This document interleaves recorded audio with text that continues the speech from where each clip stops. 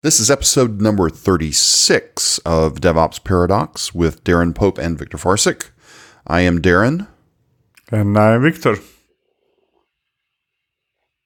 And in the words of Eddie Murphy, Merry New Year! Or Happy New Year's, depending if you want to be normal or not. If you've not watched Coming to America, you didn't get the joke, and that's okay. If you didn't watch Coming to America, you're 18 years old. Probably. But, and not safe for kids-ish. So, but anyway, Happy New Year's. Today is January 1st. And we figured we would go ahead and talk about predictions for 2020 in the DevOps space in general. But it could just be in development in general anyway. We didn't put a number on it yet. Well, we actually have a number, but you know us. We tend to ramble. So we may end up having more, or we may end up having less than the number that we thought we were going to have. So here we go. In no certain order. And that's the key part of this. We don't think there's a top, or do we think there is a top and we're going to save one?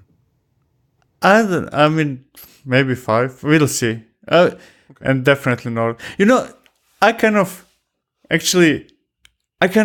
dislike those things, predictions, because that's the time. So we're gonna do what I dislike. So don't worry about that. But kind of like that's the moment when everybody starts inventing things like flying cars, robots taking over the world, and stuff like that. And whenever I read some predictions, it always goes kind of, you're inventing the future. You're just writing science fiction over there, or being overly optimistic about what will happen. Yeah, but those two things you just talked about, flying cars and robots taking over the world, it's starting to happen. Even though it was mentioned back in the 60s, so it's... Yeah, exactly. And it was very, very clear that 5 years ago we will have self-driving cars. Yeah. And we will have self-driving cars, but not it didn't happen yet. Opposite to all the predictions. Yeah, but that's one of our points to an extent. Yeah. AI and machine learning, right? You can't have self-driving cars without AI and machine learning. Exactly. And there are only a few, and you cannot have machine learning without a vast amount of data. And vast amount of data is in possession on only a few companies. Key phrase, few. Yeah. I mean, it's ignoring now that we talk about cars. It's Facebook, Google, Amazon, Tesla, and then kind of 5 more. That's about it. So whomever is going to do some kind of machine learning really successfully, it's going to be them. Yep. But go ahead. No. I just forgot what we're talking about. Yeah, predictions. Oh. Yes. The prediction. Look, we're not even to a full day of the new year yet, and we're already rambling beyond normal. But what we were thinking is AI and machine learning for software development is going to be hype. Huge hype. Everybody's going to try to sell you artificial intelligence and machine learning that will help you develop software better, faster, and all those things. And that will be such a huge disappointment. It's just another hype, which will eventually one day result in something useful, but that day is not in 2020. But that will not stop companies having... how for years now, all the companies are doing DevOps stuff. Every single thing that anybody ever made is DevOps, right? Because it's a catchy word and people buy it. Next year, it will be AI and machine learning. Everybody will be selling you the same stuff they were selling you before, but now it's going to have AI and machine learning in the tagline. Well, I think back to reInvent in the announcement of Code Guru. I think that's what it's called. To where it's automated peer reviews, effectively. It's going to be interesting to see what happens. I think over time that product will have interesting legs, mainly because it's AWS, but not out of the first 6 months of 2020 or once it goes GA. It's got to take time. What you said, it's got to have vast amounts of data to become reasonably useful. Yeah. And I saw that announcement and I heard the whole speech and I was kind of like, okay, that's cool, that's great. But first of all, we had that for many years now. You're not really inventing anything new. Static analysis. Oh, this could be an infinite loop in your code. Fix it. Or you don't have comments. Fix it. We have that. This might be slightly better. Fair enough. But it's not really machine learning. And it's definitely not AI. I think that announcement was actually an example of injecting those words, mostly because it sounds very good. And it will open a path to something, but that something is not 2020. No. You need to disagree with me on something at least. Well, there's a point here later that I'll disagree with you. I'm okay with you on the Code Guru one. I think Code Guru in a few years will be normal, right? It won't be hype anymore. It'll just be normal. Yes. And everybody else will have it because I don't have any information, but let's just play this out. JetBrains, I imagine, will get a big hook at some point because they own the IDE market, from my perspective. So they're going to have paid IDE market. Paid. Okay. Yes. Let's put it that way. Yes. That's a reasonable agreement. Because there's others that, Eclipse is Eclipse. I don't really care much for it. Visual Studio Code is dominant that wins. Free market. Yes, yes, absolutely. But for paid market, because still most enterprises think you can't create anything with free stuff. Yes, that's another conversation. Not today. That's no prediction out of that one. That's just truth. At some point the first passes of 2020 will become norm. It may take 5-10 years or maybe longer, but it'll get there because, again, it goes back to that data set. And then machine learning, much like how Kubernetes is just a thing right now, not real exciting, that part of it won't be exciting anymore. Yeah. But I'm not sure that that's actually... because when machines really can evaluate and tell you which parts of first evaluate parts of your code, not everything, but when they can do that, then they can actually start writing the code for you as well, because most of the code we write today is just a stupid code that is same over and over again, which I tend to ridiculize by saying a lot of getter setters. So yeah, that future is actually machines writing, not only evaluating your code, but writing silly code. And by silly, I mean, repetitive, does not bring anything new to anybody type of code, which is 95%.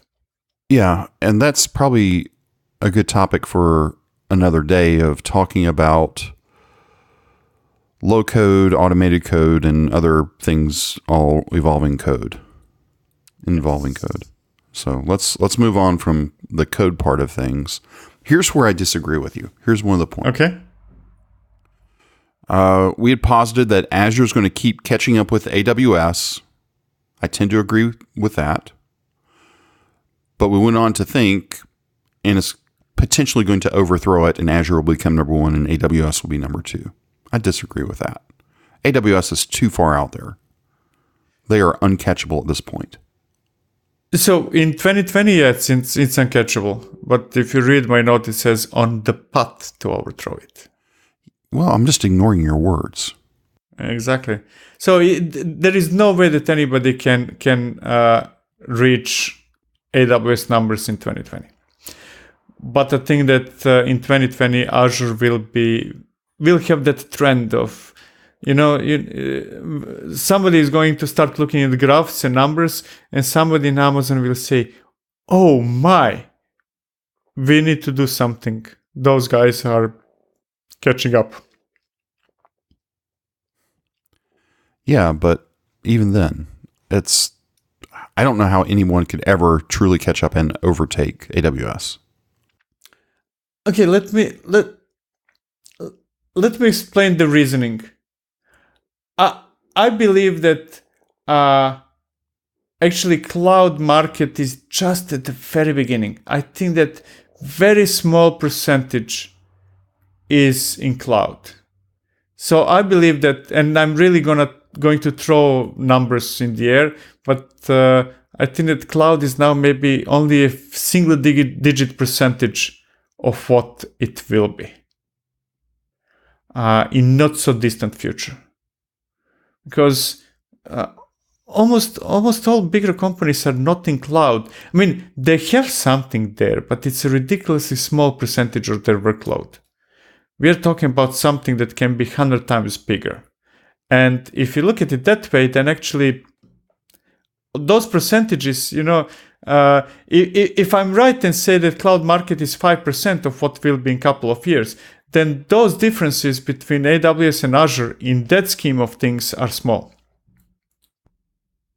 But Azure is still backed by Microsoft. I think the only way that they're going to potentially overtake AWS is going to be a combination of probably multiple things, but two are off the top of my head. Number one, AWS gets broken up from a monopoly standpoint. That would have to happen at the same time that Microsoft really makes their hybrid on-prem and cloud strategy really easy. If those two things come together, I think it's the only way that Azure is ever going to beat AWS. Probably a few other things, but the second point, I think that Azure is closer to making that easy than AWS right now. And I think that they're more focused on that.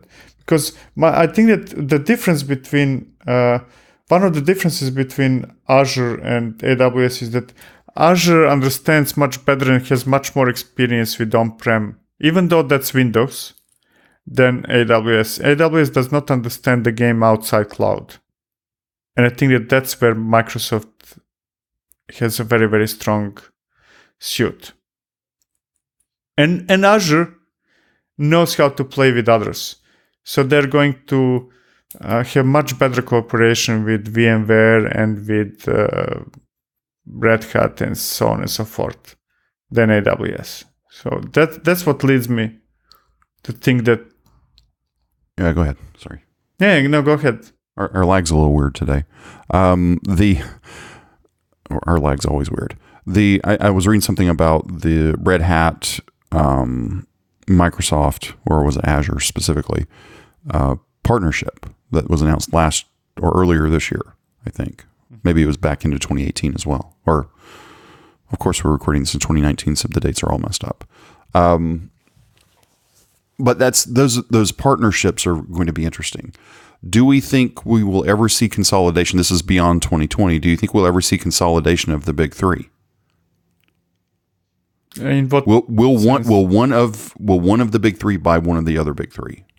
No, I think that they're all too big to be bought by the other. I mean, Microsoft is too big to be bought by AWS, and AWS is bigger. Amazon is bigger than Microsoft, or not. I mean, they're in a race. So, but they're too big to be bought. I don't think that that's an option. You can add even Google to that mix. None of them can buy none of them. Right. What they're distinguishing each other is on strategy. Like, I think that Azure, not because they're nice, I think that they understood that if they're going to catch AWS, they need to play a different game. And game of AWS is I work with you, then I kill you, and because I don't need you anymore. That's the business strategy of AWS or Amazon in general. And Amazon is understanding that, and I think that they're creating some relationships that will help them move companies to cloud. Okay. So the second prediction roughly is Azure is going to keep catching up with AWS and be really strongly on the path to potentially overthrow it from number one at some point. Yes. Okay. That's the second prediction. Let's talk about Kubernetes. Everybody talks about Kubernetes, or will they? So Kubernetes is kind of Kubernetes. Let's call it Kubernetes Core, the project itself. I think that it's not getting. We're not excited about it anymore. There are no breakthrough features coming, and that's kind of good because it established itself as a base for what's coming next. And what's coming next are quite a few things. First of all, I think that we are going to see companies dropping out from the race. Because right now, it's everybody's racing to kind of be the solution for solving problem X in Kubernetes. And we have too many options to choose from. And I think that now we're going to see them one by one dropping and leaving us with only a couple of solutions for each of the problems. Like, I don't know, monitoring will be Prometheus and one or two more, right? And the rest is going to have to go out. And the same thing will be for other areas. So now the war continues raging on, but now it is not happening inside of Kubernetes or on schedulers level. It is happening above, and there will be some heavy casualties in 2020, I believe. And those casualties are going to happen mostly because we're going to start seeing things through the lens of unofficial standards. So this is the standard how you do monitoring. This is the standard how you do, networking, service mesh, and so on and so forth. And whomever does not comply with whatever ends up being a standard is out.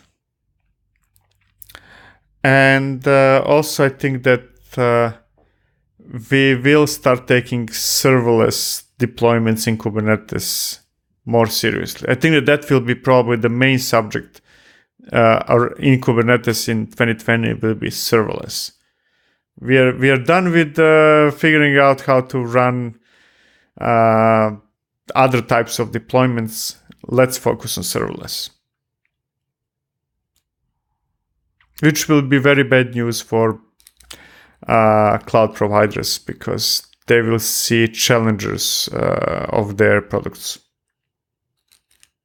Really? Well, okay. Go. Give me an example of that.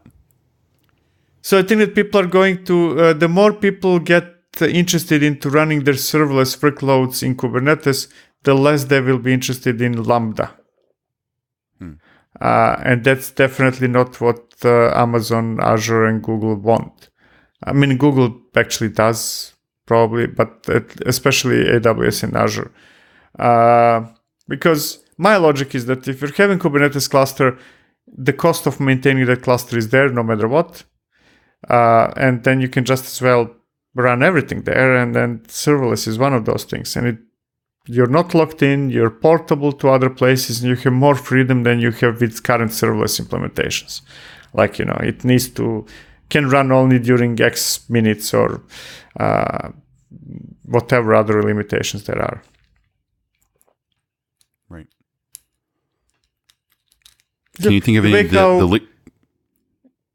Oh, we are. Go ahead. Yeah, I know. We are interrupting each other today all the time. That's good. That's because probably we don't have video. We don't see each other. I forgot what I wanted, so you go on. Well, I was going to ask who do you think? So we think about service mesh. Istio is probably going to win that one. Yes. Rook's probably going to win storage. Yes. But serverless frameworks, who are the leaders right now, do you think? Knative. Knative, okay. Yeah. I mean, there are other contestants like OpenFast, done by my friend or acquaintance, so a lot of respect for it, but you don't stand a chance. And others as well. I think it's going to be Knative. But that's only because of Knative coming to the forefront. If Knative didn't happen... So, if it didn't happen, we can say if it didn't happen, but it did happen, right? And the question is, so the way how I'm looking at technology now within Kubernetes, I'm not actually even evaluating anymore what is better, what is worse. The way how I'm looking is which companies and how many of them are contributing to one project or another. That's what decides winners. That's why I'm certain that Prometheus is winning. I'm certain that Istio is winning. And I don't think that Istio is the best solution. I personally prefer and think that Linkerd is a better solution than Istio. But when I look at who's adopting it, who's contributing to it, it wins. And the same thing stands for Knative. It's simply more about who's behind it and how many of them than what is better. Yep. You're using empirical data to make a decision. Oh. Yeah, it's just, it's impossible. There are so many things around that the only way that I can personally approach things is say, okay, so if I cannot make up my mind, let me see which companies made up their minds and which companies are helping that something happen. Yep. It's a great way to approach life. Not necessarily that you want to follow everybody, right? We'll leave that there, but it's an indicator of nothing else. Yeah, sometimes. And I'm done with I had my shares of fighting fights because I believe that something is better and then just losing them. Now it's kind of join them. It's the Borg or any other, whatever. Okay. So Kubernetes, what's the right word to say this? We're going to see some consolidation, and serverless is going to become more to the forefront now that I would assume that Kubernetes is more, I'm going to air quote this, stable. Yes. There's not a lot of movement going on. Yeah. Okay. Another prediction is also around Kubernetes, but from a different angle. We're going to start seeing people use the Kubernetes API as the way to do all things IT. Yes, I think so. I really, really believe in that. And that would lead Kubernetes API, and I must stress this, not Kubernetes necessarily itself, but it's Kube API. I see it as dominating the world in the foreseeable future. Everything. And we know, I cannot be 100% sure that will really happen, but I'm looking at solutions. I've seen solutions of, for example, managing a farm of Macintosh servers using Kube API. I've seen solutions of creating VMs in VMware use Kube API. I've seen solutions of using Kube API to manage infrastructure of all cloud providers, and so on and so forth. That's where we are going, and it makes a lot of sense to me. Should that scare the people at Hashi for Terraform?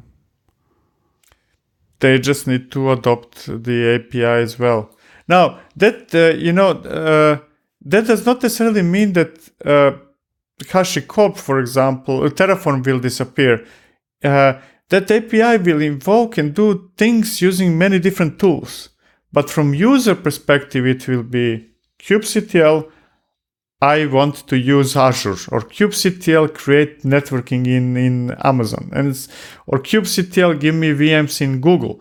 And now what will be behind those scenes is a different question. So many different tools will be involved in that. But from user perspective, we are going towards kubectl being behind everything.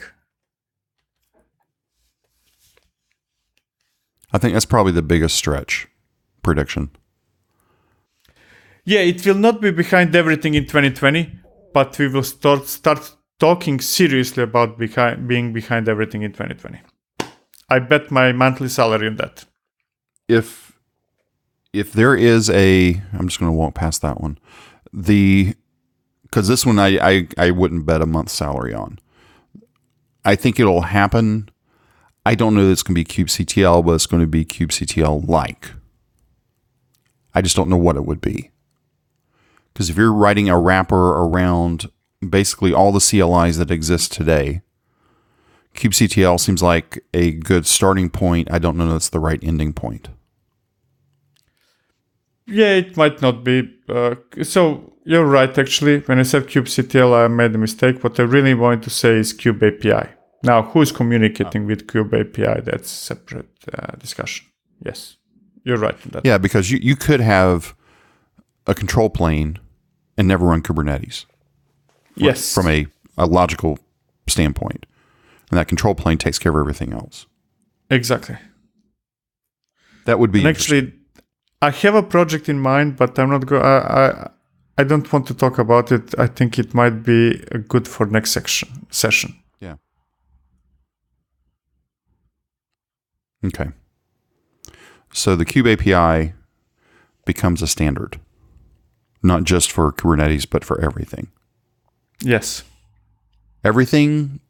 Well, okay. So let's define everything in this case. All the major cloud providers and miners, if they want to get on board, and then the big on-prem players, the VMwares of the world. Yes. Much like how people are consolidating around. Let's apply your data strategy to this. You look around, you see that everybody is doing this one thing. There's a couple of laggards doing their own thing, but then the other thing's moving forward. Even if it's not the greatest solution, it's the one that's still moving forward and has the most momentum. Exactly. It's Betamax and VHS all over again. We've talked about that before. And VHS won mostly because of that momentum. Yeah, everybody thinks that this is all new, and no, this is just a rehash of other things we've done in the analog world for years. So that's the fourth one. What's another one? Or are we good with four? I'm out of ideas. Okay. You come up with something.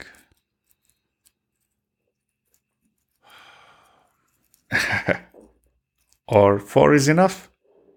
I think four is enough because you hit serverless was one of my things. And I still do a lot of IoT as well, just for fun. And the kube API thing would also apply to the IoT stuff that I'm thinking about doing. So I can't think of anything else huge. I mean, these are four big chunks, and let's recap them real quick. Number one, at least from the order that we gave it, not in a particular order, just as a recap, AI and machine learning for software development is hype and will have disappointing results. Now, again, this is all in context of by the time we get to December 31st, 2020, that's the state of this. The hype curve will be huge this year. Number two, Azure's going to continue catching up with AWS, and they're going to be on the path really now, instead of being as far behind, they're going to be on the path to potentially overthrow it in the future. So instead of it being AWS being 100 miles out in front of Azure, they're going to be 60 miles out in front of Azure, but Azure's going to put a bigger gap between themselves and Google. I think probably primarily because of the on-prem hybrid play. Number three, Kubernetes. The ecosystem is going to continue consolidating. Simplification is still going to come to the forefront. There's going to be some tools that become the unofficial standards. Istio and Rook is our guess on others. Others are going to continue going away. And serverless is going to come to the forefront now that Kubernetes itself is boring. And finally, any solutions that don't deal with, well, let's rephrase this. Any solutions that don't use containers today are going to start adopting the Kube API as their standard for interacting with things. Our examples were, okay, there's a Kube API call that's going to provision a VM in AWS, spin up an Azure function in Azure, and then go spin up a GKE cluster in Google. And you can do that all from the comfort of your single command line call.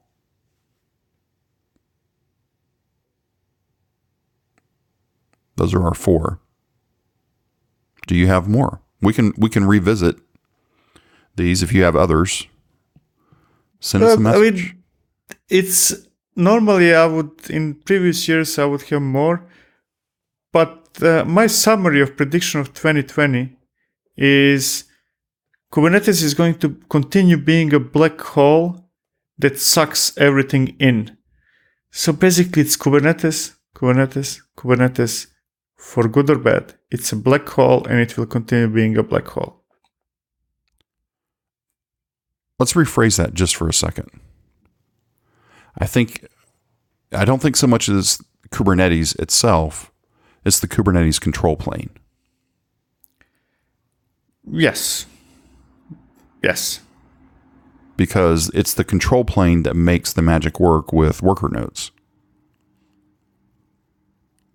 And it's the control plane that would interact with everything else. Yeah, it's kind of, it's not really, if you take the analogy of black hole, it is, it's just sucking in and then becoming bigger and bigger. It's not control plane, it's control plane and Kubernetes and Prometheus and this and that, kind of like all those things are being sucked into one big mesh of things. And other additional things that are floating outside and are not currently in that black hole are going to be sucked in or continue being sucked in. And until we reach the point that you don't recognize what that is anymore. Because it just is. Yeah. Okay. Well, rats, I wish we could come up with a better one, but I'm drawing a blank, and you're probably still, if you're listening to this on January 1st, you may have partied a little too much last night, so maybe none of this makes sense. Then listen to it again tomorrow, and the day after, and the day after. One of these, though, I think is going to be a clear winner at the end of the year. The other 3 are maybe not. Anything else for now? If we exist by the end of 2020, we can see whether any of those things happened. Yeah, well, we'll exist. But I'll be a little more gray. You'll be in your new apartment by then, I hope. Yep. Oh, well. Okay, well, let's see how... I was going to write a new wrap up, but I still haven't done the new wrap up yet, so that's fine. Let's just sort of... You got questions or comments? You can email them. Go out to our contact page. You can send information to us anywhere. Join the Slack channel. Leave us a Voxer message. But please consider leaving a rating and review on Apple Podcasts. That helps us stay up and growing. In fact, I was reviewing the latest numbers last night, and we were number 14, I think, in Vietnam for the Technology Podcast. At some point, we're going to break into the U.S. I just don't know when. We'll say something so outrageous that all of a sudden we get a big spike. But one of the ways that we get those big spikes is through ratings and reviews. So even if you don't want to leave a review, if you can at least leave a rating, that would help. If you leave a review, leave an honest review. If you like us, if you tell us that we're great, that's wonderful. We appreciate it. If you tell us that we suck, that's okay too. We're not offended by that. But we may go over in a corner and cry for a little while and then come back out. We're still working on the Kubernetes comparison between the four.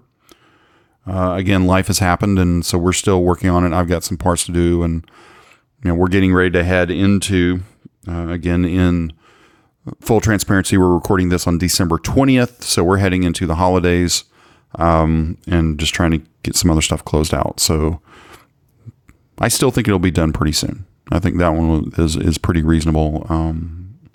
Is there anything else going on right now? I don't think so, right? No, I don't think so. All right, so this is New Year's Day. Huh? Holidays, that's what's happening. Holidays, yeah. Even though by the time you're listening to this, the holidays are over. Or actually, today is the end of the holidays. Maybe for you. You may still have a few more days off. I hope you do. If you do, go hang out, go have fun, depending on which part of the world you're in. It may be summer, it may be winter. Go have fun for at least an hour. Go do something. Get away from a screen. That's what I'm going to try to do today. Maybe. Maybe not. Anyway. Happy New Year, Victor. Happy New Year. To everybody listening, Happy New Year. We've got some other types of podcasts coming up this year that you might say, well, what does that have to do with DevOps? We've had a couple of career type episodes in the past, and it's something I think that's important for everybody, especially if you're stuck in sort of a 9 to 5. Because do you want to be stuck writing, again, nothing against HashiCorp, so forgive me anybody listening from HashiCorp, but do you want to be stuck writing Terraform scripts for the rest of your career? Right? So we're going to talk about some career stuff because we do like Terraform. Terraform's my favorite in that space. I mean, it's mine as well. But if I had to do that and that was going to be the only thing I was going to do the rest of my life, I don't know. There would be a different conversation. But anyway, so be on the outlook this year for a couple of different types. We won't stray too far, but at least career is important. And I guess that's it. Happy New Year 2020. We're still not to the next decade yet. That's next year. That's 2021. So we won't play that card yet. Maybe that'll be maybe the most controversial thing we said all year. Is that this isn't a new decade yet. Yeah, no, we've said more controversial than that. Anyway, thanks again for listening to episode number 36 of DevOps Paradox.